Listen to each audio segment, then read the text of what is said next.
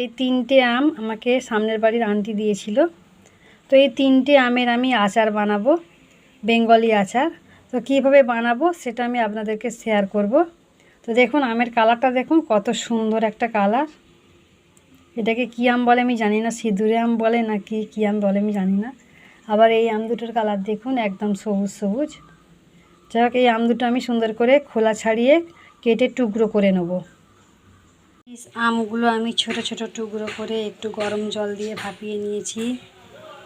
এদিকে আমি একটা কড়া বসিয়ে কড়াটা গরম করতে দিয়েছি, তার সাথে আমি শুকনো লঙ্কার ফোড়ন আর তেজপাতা দিয়েছি। এতে এবার একটু সামান্য পরিমাণ তেল আর সর্ষের ফোড়ন দেবো।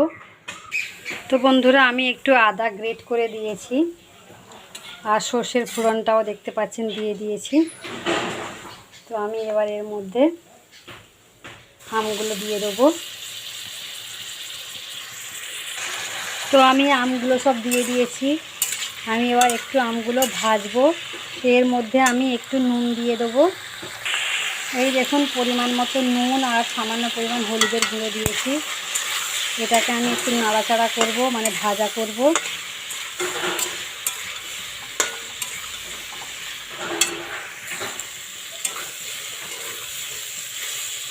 তো আমটা হচ্ছে খাজা আম, যার কারণে আমটা দেখুন নুন দিয়েছি, দেওয়ার পরেও ভাজা করছি, কিন্তু আমটা গলছে না। অন্যান্য আম হলে কি হয়, কড়াই দেওয়ার সঙ্গে সঙ্গে গলে যায়। জানি না এটা কি হবে, আচারটা ঠিকঠাক হবে কি না সেটাই চিন্তা ভাবনা করছি।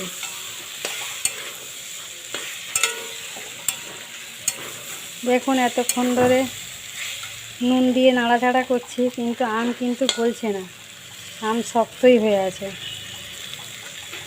যাই হোক, আর একটু ভাজবো আমি, ভেজে তারপর আমি চিনি দেবো।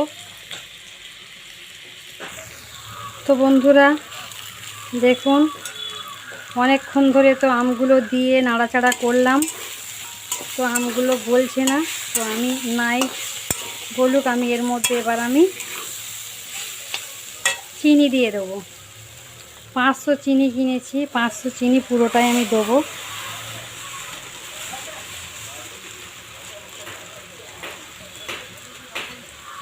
এটা আমি সুন্দর করে নাড়াচাড়া করব। তো এক হাতে ক্যামেরা ধরে আছি আর এই এক হাতে নাড়াচাড়া করতে একটু অসুবিধা হবে, সেই জন্য আমি ব্যাক ক্যামেরা এটা সুন্দর করে নাড়াচাড়া করব যতক্ষণ না চিনিটা গলছে।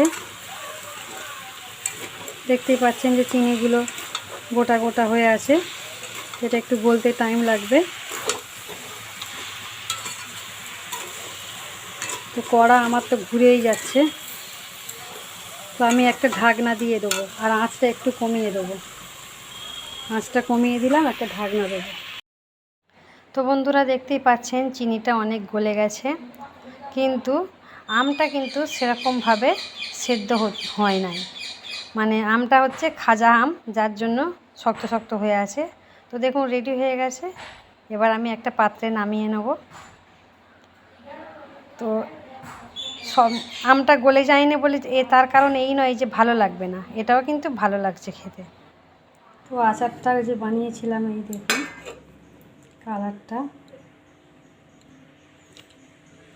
কালারটা দারুণ এসছে, তাই না? একদম জ্যাম জ্যাম লাগছে। তো আমটা একটু গলে গেলে ভালো হতো, কিন্তু আমটা খাজা থাকার জন্য তো এই রকম গোটা গোটা হয়ে আছে, কিন্তু খারাপ লাগছে না খেতে, ভালোই লাগছে। তো চলুন বন্ধুরা, সবাইকে টাটা বাই বাই। সবাই ভালো থাকবেন, সুস্থ থাকবেন, নিজের প্রতি খেয়াল রাখবেন।